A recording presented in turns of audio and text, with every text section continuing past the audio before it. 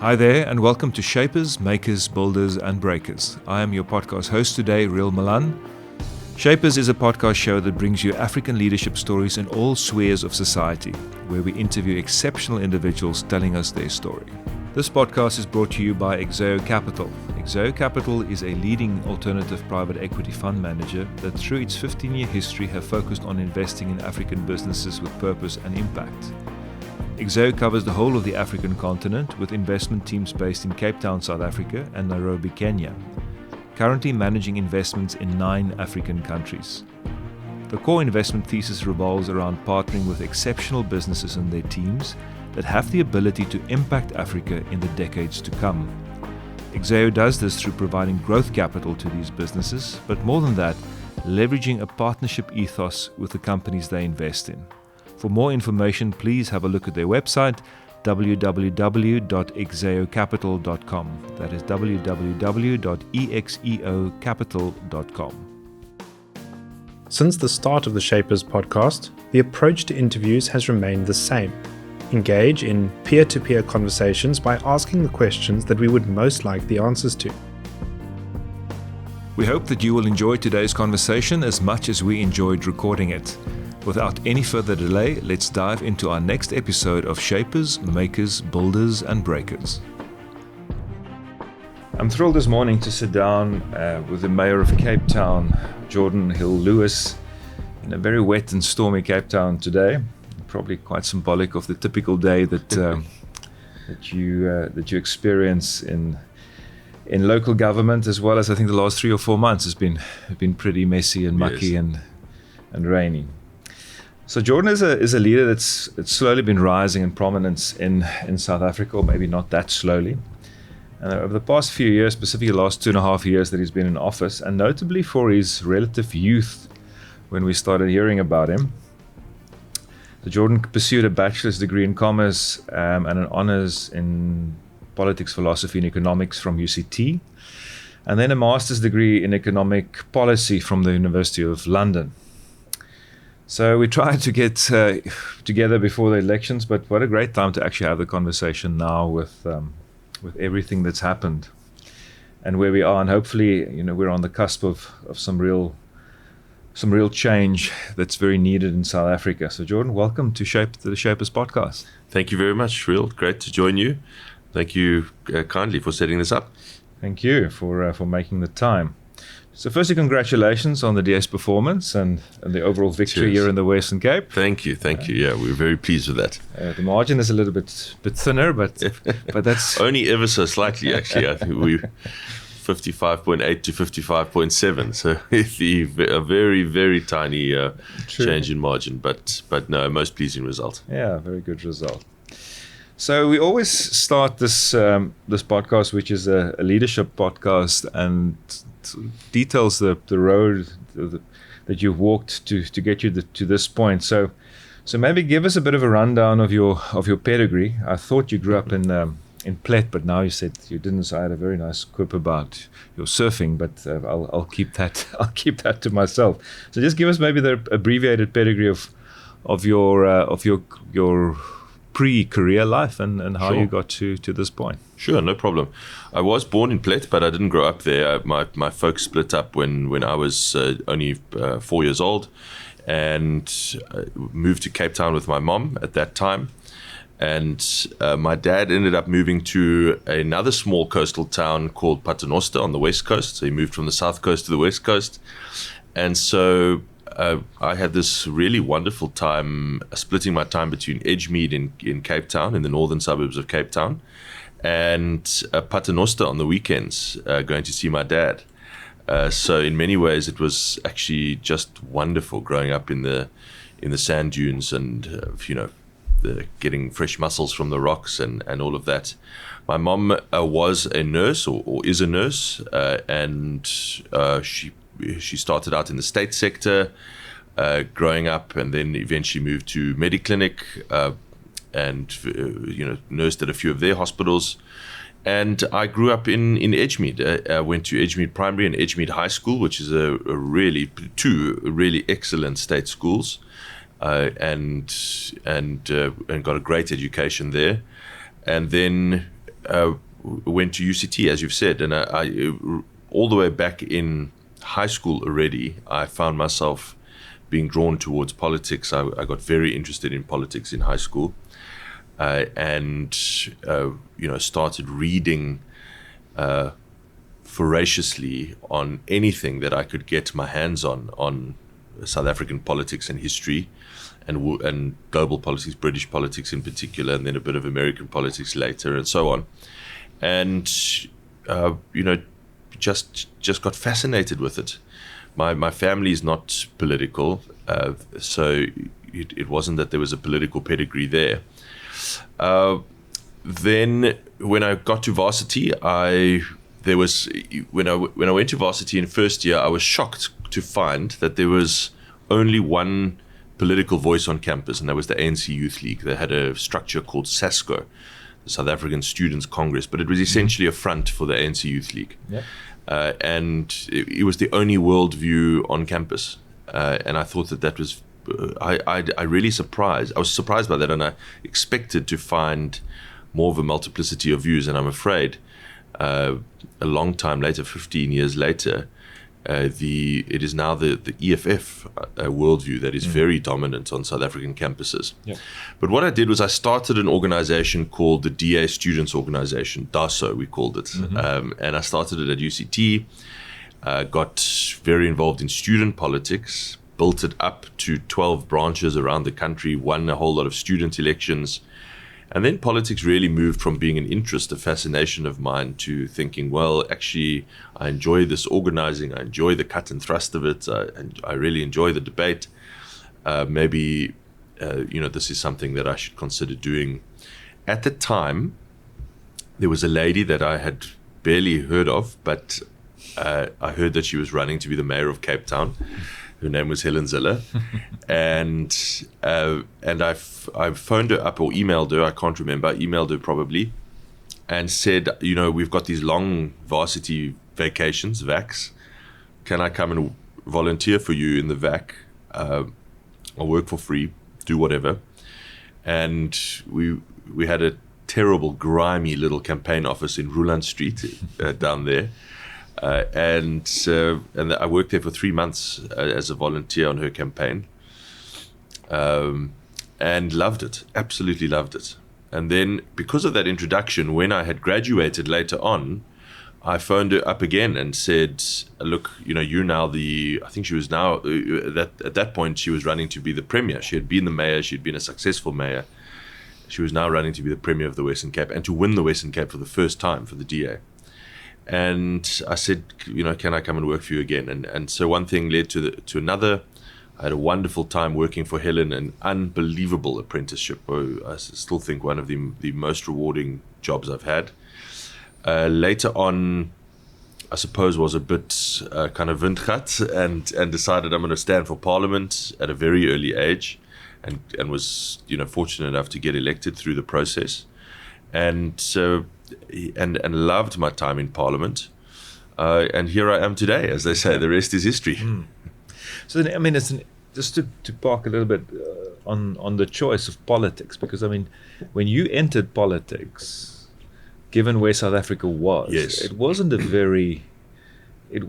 very glamorous or even an area with a lot of potential, because you were sitting with a very strong ANC at that stage. Correct. You were right. a white male, which is definitely wouldn't tick any boxes. So I mean, the choice to actually enter politics, I mean, if you have to dig a little deeper in terms of just your psyche around it, what prompted that? What was the the root of it? So that's a great question. And you're absolutely right about mid-2000 South Africa. Remember that 2004 was the best election result the ANC's ever got. Yeah, they got 2/3 majority. So the economy was doing quite well, and yet there were massive issues in South Africa that were deeply concerning. Firstly, the Mbeki government's stance on Zimbabwe was alarming. I remember. There was the terrible stolen election of 2004, which Mbeki helped endorse. Then, my mom is a nurse, I remember having discussions with her very early about how outrageous the government's HIV stance was, and on the provision of antiretrovirals. That was a massive issue. It's kind of faded from memory now, but there were literally tens of thousands of people dying unnecessarily because of the stubborn refusal to distribute antiretrovirals. So those were huge issues. Then there was the kind of underlying, as you referred to, the re-racialization of what I recall as the re-racialization of politics. It was a constant theme in the Mbeki government, the pushing pushing the ANC away from its historical roots as a non-racial organization to being, very focused on race. So there was this. What attracted me, I think, what excited my young mind was there was this really fascinating intellectual debate happening between, particularly Thabo Mbeki and the leader of the opposition at the time, Tony Leon. And it was a proper intellectual boxing match with two heavyweights. And it was, the themes, the issues, the topics, the competing visions for South Africa were very fascinating to me. And then I suppose although early on I would not have been able to describe myself as a liberal, I didn't know what that meant. But the more that I read about politics, the more that I felt this kind of intellectual tradition, which is South African liberalism, really accords with things that I believe in my heart and things that come naturally to me. And I found the stories I was reading of Helen Zille, for example, standing alone against these kind of monstrous conservatives in Parliament for 13 years alone, very inspiring, very maybe the inner contrarian, supporting the underdog. I found these things very compelling. And so I just felt myself intellectually and philosophically being drawn towards liberal politics, and the DA in particular, and political debate, and setting a vision for the country in general, and making a stance. Because it would have been at that stage a stance at best. It wasn't a career, a flourishing potential career. That's right. Yeah, I mean, I think we had 20 something members of parliament at the time. We now have 88. Yeah, it's good so, progress. But I mean, when you grow up in a single parent household, especially my mom was a nurse, so there was not a huge amount of money growing up by any stretch of the imagination. My mom was extremely focused on, like most single parents, on financial stability. So she said, you can study anything you want so long as it's medicine, law, or accounting. Sounds very familiar. Yes. So it was a very difficult discussion to say, I'm now going to switch from a BCom to a political track.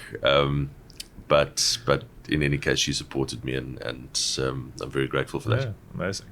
So looking at the new cabinet, you're not the youngest anymore. Yes. So I mean, there's now a 32-year-old Minister of Public Works. It's Public Works, I think. Basic education. Basic education. Yeah. So it's interesting. I've just returned from overseas, and there's also this trend of younger and younger politicians. Yes. So it's not just a South African one. But then if I look at the other trend that I'm picking up, there's this almost a tangible disdain for the traditional political leadership globally. I mean, and for the old guard I mean, you look around the world in the media, the circus is playing itself out in terms of the old guard.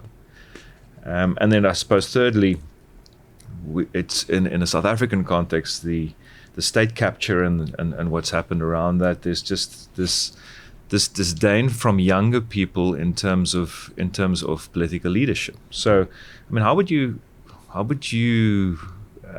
look at these trends that's playing out internationally and in South Africa? There is an apathy amongst younger voters specifically. So how would you look at that as a young as a young entrant into the political environment? Well, it would come as no surprise that I am extremely enthusiastic about younger people entering politics, and where I've always been quite bold about running for office, in whether it be in Parliament or here, regardless of age, disregarding age. In fact, actively trying to provoke and prod out of positions of power those who have been there for decades. And I really hope that more and more young people do that. What I see, particularly in America, is a very, very weakened and quite lamentable state of democracy and electoral politics there. Unstable state, actually. But the fact that a country as remarkable and as diverse and as dynamic as the United States of America can produce only Joe Biden and Donald Trump as their two leading candidates is a disgrace, actually. It is. It really is. It's shocking. And there are just so many unbelievable talented people in that Just country. look at the independent candidate, JFK. So Yes. he's a wonderful candidate, but he's being completely He has no hope put of- out in the out in the cold. Yeah. So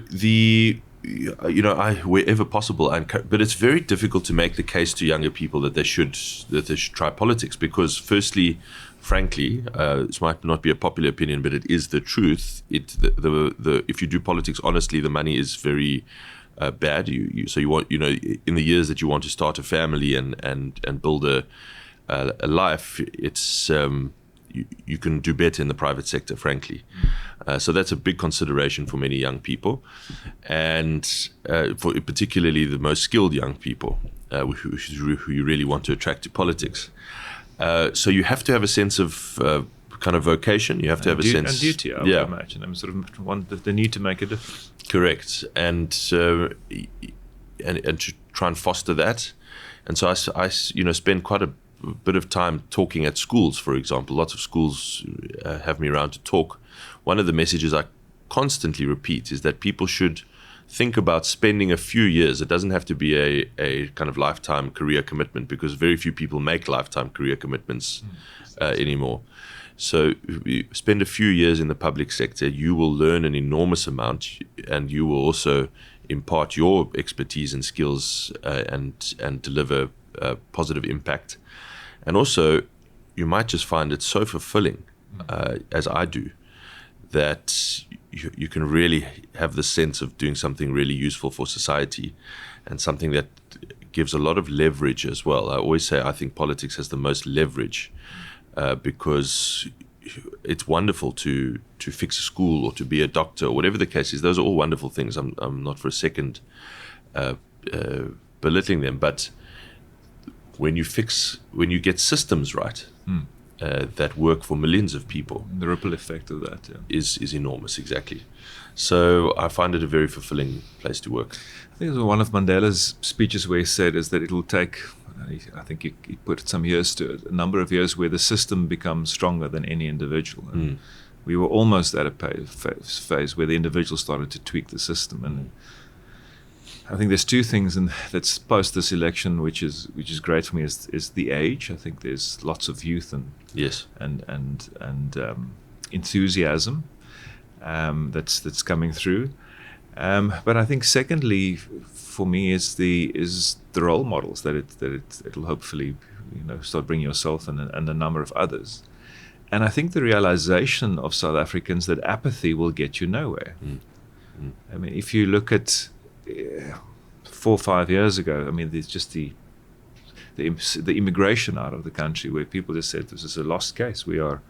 And the number of voices that kept on fighting and chipping away, whether it was Ata or whether it was whoever else, it was. You're so right, yeah. Which, for me personally, was a big lesson that that it's the few that makes the difference at the end of the day, and you should never say die. And look at where we are now. We're in a far more balanced situation than we've been before.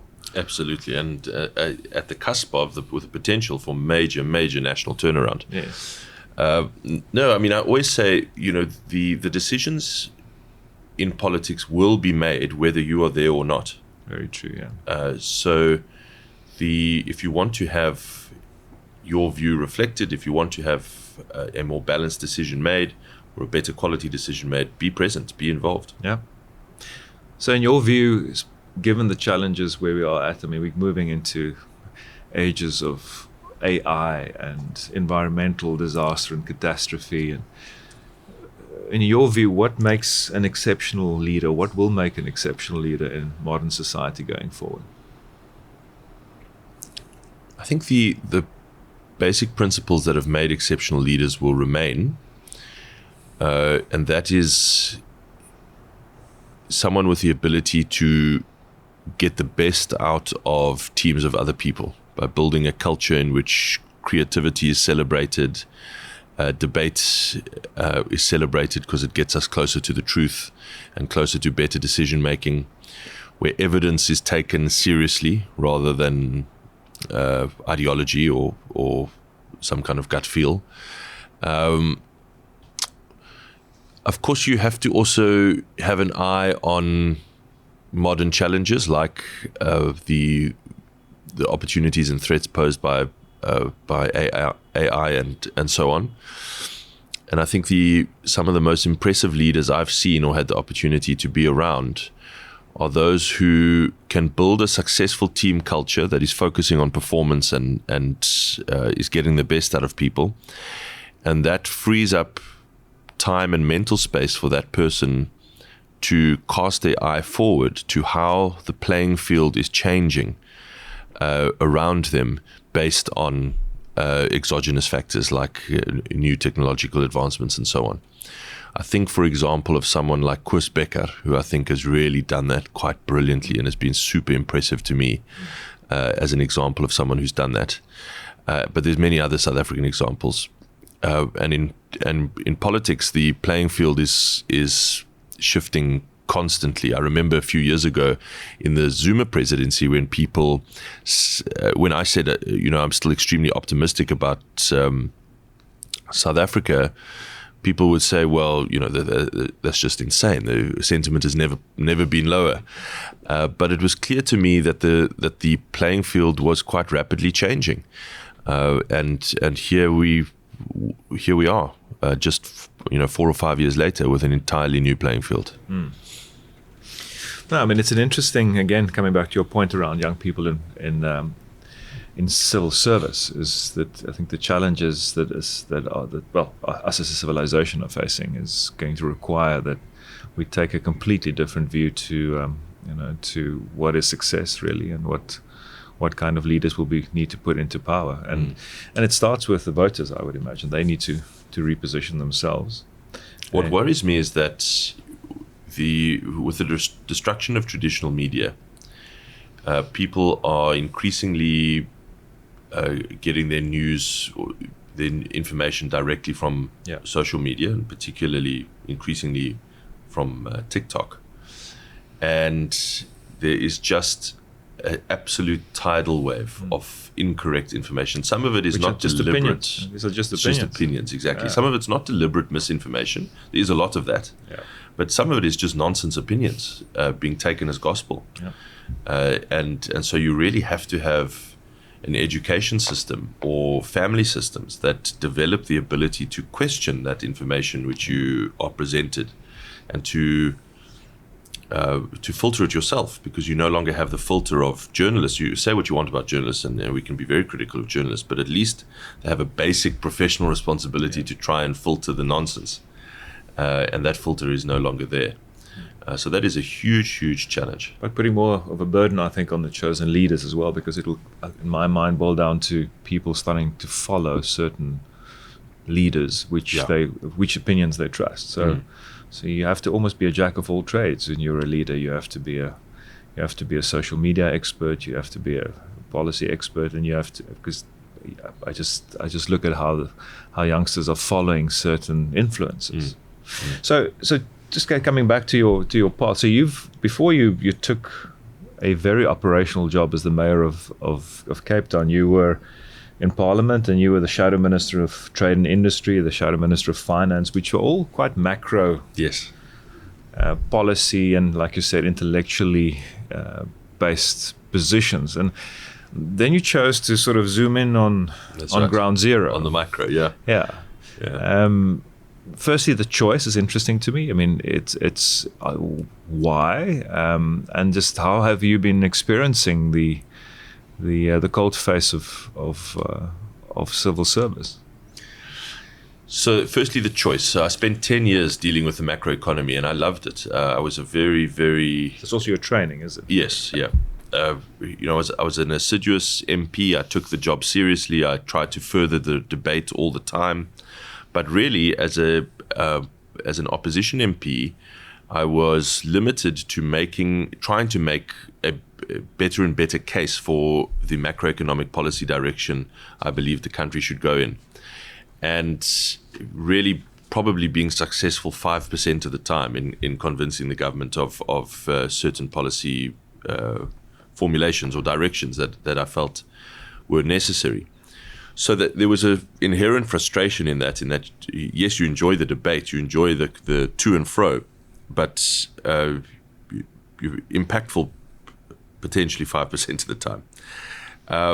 I also started to see more and more how South Africa's economy was collapsing, it was suffering, struggling, not on the basis of macroeconomic policy alone, but on the basis of microeconomic failures and predominantly infrastructure failures in our major cities. And Professor Ed Glazer, Harvard urbanism professor, has got this great phrase which I use often, that the pathway from poverty to prosperity runs through city streets. And if you get major cities to work and thrive, you really can make up for a lot of macroeconomic failure, actually.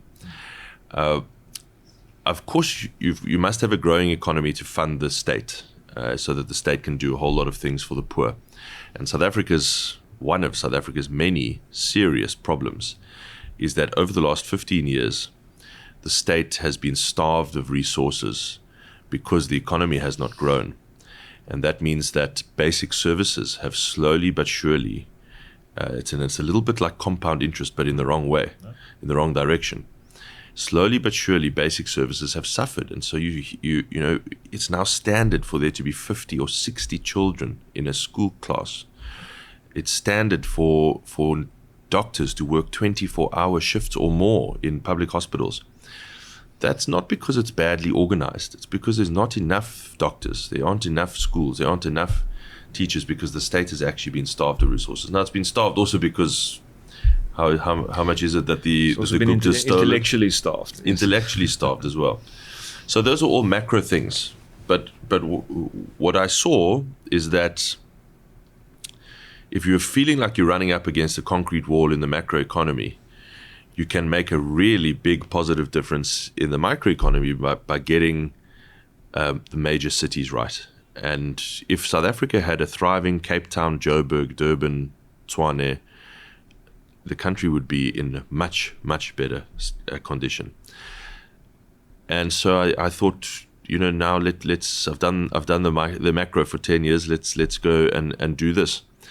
And I will say this as well, though, that there is a real sense of fulfillment and purpose in getting stuff done quickly. I summarize the difference as follows. In Parliament, I used to wake up every morning and say, what can I say today? Here I wake up every morning and say, what can I do today? A big difference. And that is a big difference. Yeah. Look, I came back from Joburg yesterday, and I think just to emphasize your point around the impact of governance, whereas Johannesburg, which I've seen, we're literally seeing it crumble in front of our eyes. There's almost no traffic lights that's working. There's almost this rampant cable theft. There's road infrastructure is crumbling everywhere. Everywhere outside of the main arteries, it's real problematic. So, and this is an economy that was growing faster than China for years, the Gauteng economy, and it's slowing down, and it is in deep trouble if it's not corrected very, very quickly. So if you're zooming in on Cape Town and what you're doing now, and you and you take Cape Town as sort of the light in the tunnel of South Africa, and also I think a great beacon of good governance and what good governance and good maintenance is doing. I mean, what is the biggest challenge that you think Cape Town in the next 4 years, given the new dispensation, is going to face, and you and your team will be facing? Oh, there's no doubt the biggest challenge is the pace of urbanization. We face two kinds of urbanization. We face formal urbanization with essentially middle class and wealthy residents moving from Johannesburg and Gauteng metros to here. But that is happening at pace. But it is still outstripped by the pace at which we face informal urbanization, in which predominantly poor and unemployed residents are moving to the city in the hopes of getting a better life. Because unemployment here is much lower than it is elsewhere in South Africa. It's still too high at 20%, but not 36%. And so the growth of the city outstrips the pace at which the city can prepare for that growth, because there is such a lag in infrastructure planning and delivery. If you think of a new project that you have to deliver now, that project is delivered sometime in the next 5 years because of the planning and the procurement and the construction and so on. And something like water is much longer. Exactly, yeah. So 5 years is probably at best, and then in that time, another 200 to 400,000 people are in the city in that time. So the city of Cape Town has in fact been investing in infrastructure for the last decade faster than other cities, and it shows. We don't have crumbling infrastructure like we do like you see in Johannesburg, but at the same time, the population growth curve has been well above that investment curve. Still. So what I have tried to do over the last 2 years is try to bring those curves closer together. We have tripled our infrastructure investment budget over the last 2 years. We're now investing more per year than Durban and Joburg combined. So we are trying to bring those curves closer together and eventually to get ahead of the population growth curve. One of the simple ways I've done that, for example, is to implement a budget rule here, which hopefully will survive for future mayors as well, that the capital investment budget, the infrastructure investment budget, must grow by at least CPI plus population growth, so that you're trying to formally at least keep up with that curve. So, but that is undoubtedly our biggest challenge, and you can really feel that pressure. There is massive growth in informality in Cape Town over the last 5 years. And that is an unbelievably difficult thing to deal with, because the living conditions in areas that are unserviced, brand new informal settlements, are really, really grim and tough. Especially in weather like we're having at the moment. Especially in weather like this, exactly. And yet, it's not an easy thing to simply say, well, we've got to go and service all of those informal settlements. The cost is extraordinary, and the growth is constant. I mean, how much of that responsibility lies with the city and local government versus national government? And hopefully now with some of the changes we've seen, you will get more support. But to this point, you were pretty much on your own in the Western Cape, weren't you? I mean, pretty much. I mean, still now, we remember we have some revenue raising abilities from property taxes, but a big chunk of our budget still comes from national grants. Those grants are based on census figures from 2011 still. And the city has grown exponentially since then. So one of the points I'm pushing very hard is that we must use the latest census figures for next year's budget, 2025, because we calculate that Cape Town should probably be receiving about 2 billion rand more in grants for poverty alleviation than it is currently receiving. That would make a huge difference. But other than those finances and housing, the national state is mainly responsible for funding the housing projects. Cape Town does it all ourselves. And which is virtually impossible. Yeah. Given the look, we have a blessing here in that we have a growing revenue base because of that semigration. Joburg, what adds to Joburg's woes is that they are in a deep infrastructure hole, and their paying customers are leaving. Yeah. That is a business that's in big trouble if you think about it in commercial terms. Yeah. But here we have a growing customer base of paying customers, which is good.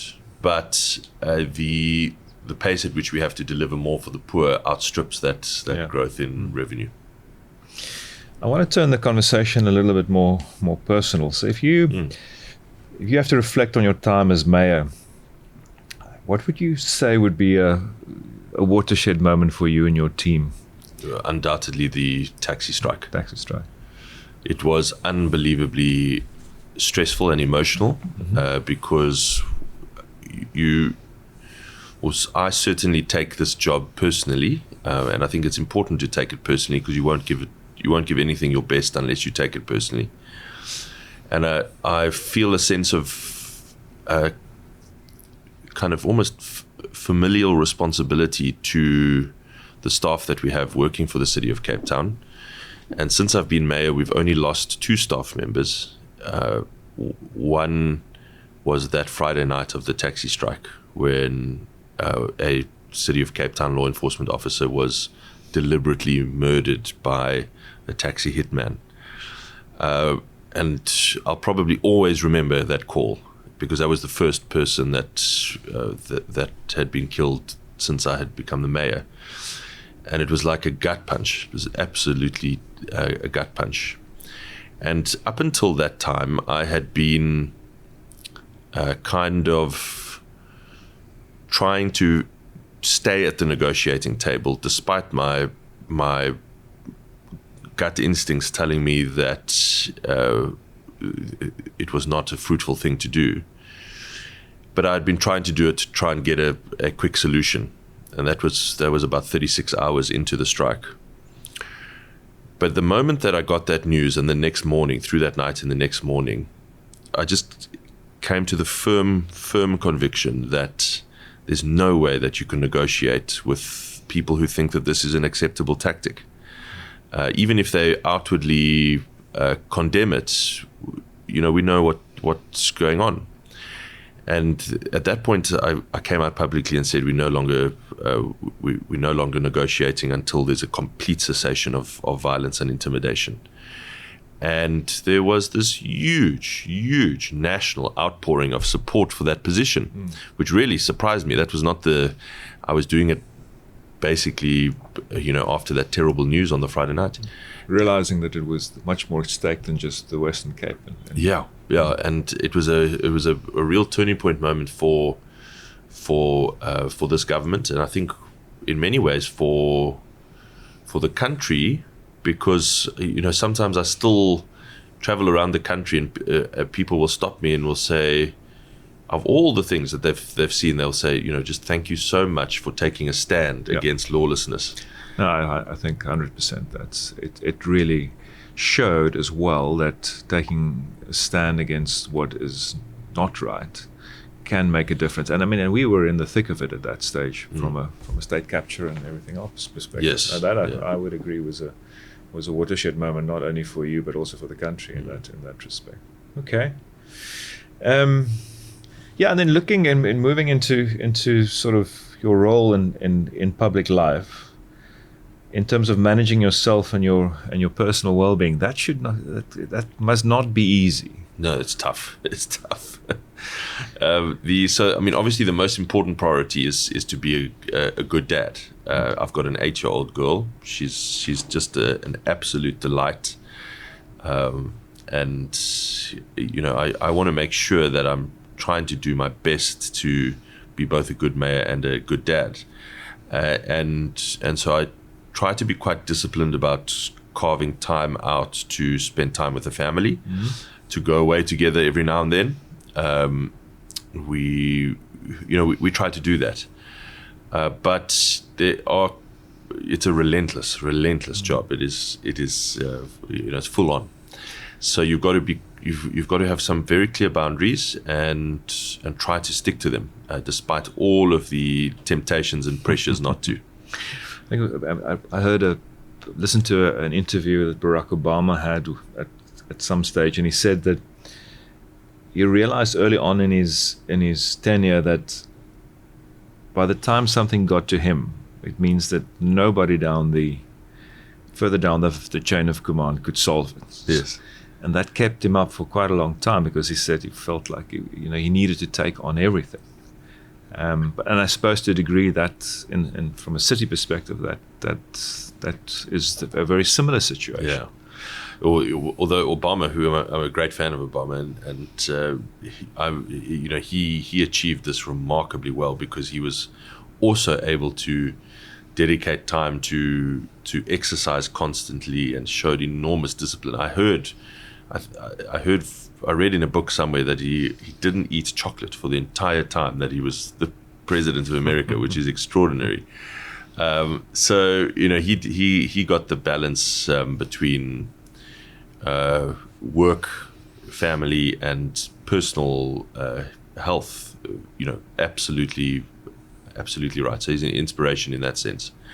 It's difficult. I find it difficult to get that balance right, but of the three, I try to focus on primarily being a good dad and husband as the key priority. Mm.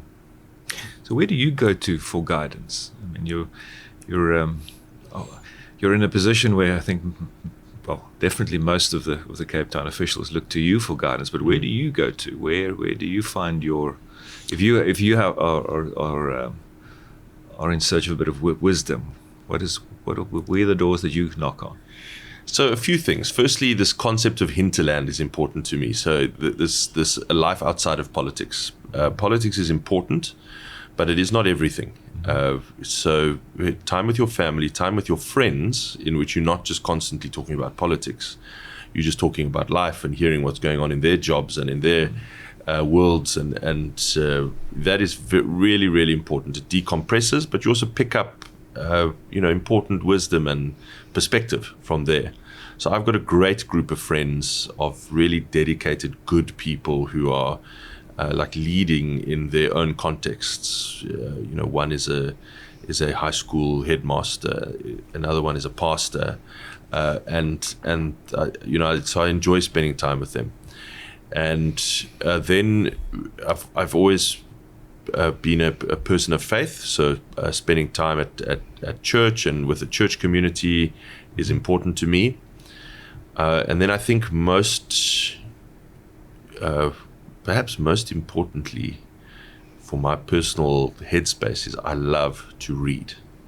And I don't get enough time to read, but I love it. And it's really important for me to carve out time to just read. And I've always been a really big reader, and anything from biography to fiction. At the moment, I'm on a kind of science fiction bender. So I love, and you end up, it's both relaxing, it's a little bit of escapism, but you also end up picking up extraordinary things from great writing. Good quality writing is just a wonderful thing for the mind. Mm. And the dying art, unfortunately, yes. as we move to TikTok. So if you have to single out 2-3 leaders and role models that you would single out, and why? I mean, who would you read about and look up to in terms of historical figures? So a couple of figures for different reasons. Firstly, I got started in politics under the wing of Helen Zille, an extraordinary leader, a remarkable person, underrated in South Africa, and sometimes gets a raw deal, but an exceptional leader who I would go to war for any time. And I had the privilege of working for her very closely for 5 years as her chief of staff. Still one of the most remarkable jobs and apprenticeships. I think internationally, perhaps because that's when I was kind of going through varsity and coming up, is I remain a huge fan of Obama and his ability to build a centrist consensus that, despite the mad rantings of both extremes in American politics, he was actually a fairly rock solid centrist liberal president, which is where my politics very much is. And then leaders that demonstrate a huge amount of courage. So, obviously Churchill, someone like Helen Zille in the South African context. I draw a lot of inspiration from the life stories of people like that. Not that I have obviously never met them, but read an enormous amount about them, and just appreciate how they demonstrated huge courage, not just courage in the face of, in the context of a war, fighting an enemy, but really, if you read about Churchill's years in the wilderness between the First and Second World War, there's an amazing book that I recommend to everyone called The Caged Lion, which is focusing on his life in the wilderness years when he was pilloried and called all sorts of names. And it was after that failed First World War battle that he led. Yeah. Correct. And he consistently warned for 15 years about the threat of Germany, and was basically mocked and pilloried and made a joke of and ignored until he was completely right on every score, and then they called him back. So I appreciate those kind of stories of courage. Yeah, and sticking to your guns when your convictions and your convictions when popular opinion is completely in the other direction. Yeah. If you have to take a view, let's say we're 10 years down the track, and you look back, firstly, where would you like to see Cape Town in 10 years from now? And how would you like to be remembered in terms of what you achieved to get it there? I would like to see Cape Town properly prepared for the growth of the city in the future, such that it does not ever have to worry about the kind of city collapse that we are seeing in other South African cities. That we can have peace of mind that here Cape Town is well positioned to continue to thrive, and that it thrives more such that many more people are lifted out of poverty. Ultimately, that's the purpose behind everything that we are doing here, is how do we get people out of poverty in South Africa, because our society is not sustainable actually. No. with the levels of poverty and unemployment that we have. That is simply a fact. And the level of disproportionate incomes that we are seeing. Yes. Yeah. So we have to, but even that disproportion is caused mainly by unemployment. Yeah. We have to get people into work. So if Cape Town can play a constructive role in that by setting itself up for growth, making the far-sighted decisions and investment calls now, that means it will be a successful city and a more successful society. I will be very, very happy and sleep easily that I've done my best. I think that's it. Then on smaller things, if Cape Town is more resilient to some of the pressures that South Africa faces. So, for example, we must not be vulnerable to a further devastating drought. We must not be vulnerable to load shedding. We must be able to provide our own sources of power, and in so doing, contribute to a more competitive electricity grid and bring the price down. Because I think one of the big issues that South Africa is going to face in the coming decade is that powering your own home is going to be unaffordable for a lot of people. If you think of the, whatever it is, 400% increase in prices over the last decade, there's no indication that that trend is going to change over the next decade unless we have a much more competitive electricity grid. Yeah. So when you hear of people in Europe, elderly people in wealthy countries, in Australia, having to choose between heating and eating, as they call it, do you heat your home or do you buy groceries? That is not far off. It's not an unthinkable scenario for South Africa in the next 10 years. Now, we must avoid that. So if we can build resilience against that kind of trend in Cape Town, those kind of resilience efforts are important to me. So yeah, I think that's no, that is a good vision to have for the city. Sort of moving to the end of the conversation, but we spoke about young people and we spoke about young people in politics, and part of the purpose of this podcast series is to create role models for younger people, and we have quite a large younger listener group in listening to the podcast. So if you have to give a message to young people that is in a country where it's struggling economically, but with so much potential and so much upside. I mean, looking at Europe it's a great and very stable place to live, but there's not a lot of growth. There's not a lot of opportunity there. So what would your message be to youngsters moving into politics, into the job market, into life? Look, I would encourage people to stay in South Africa, but I understand if people want to go on an adventure for a few years. There's nothing wrong with that at all. But South Africa, I really am very optimistic that South Africa can achieve very significant economic growth in the years ahead. That there will be tremendous opportunity here in the business world. When we still have a reasonably small, by global standards, economy with not very much concentration in markets, and so there's lots of opportunity here, and there will be lots of opportunity if we can have a growing economy. You can also really get a sense that I think perhaps this is the most important message. To feel a sense of joy in life, you must do something that gives you a sense of purpose. That's what I've found. 100%.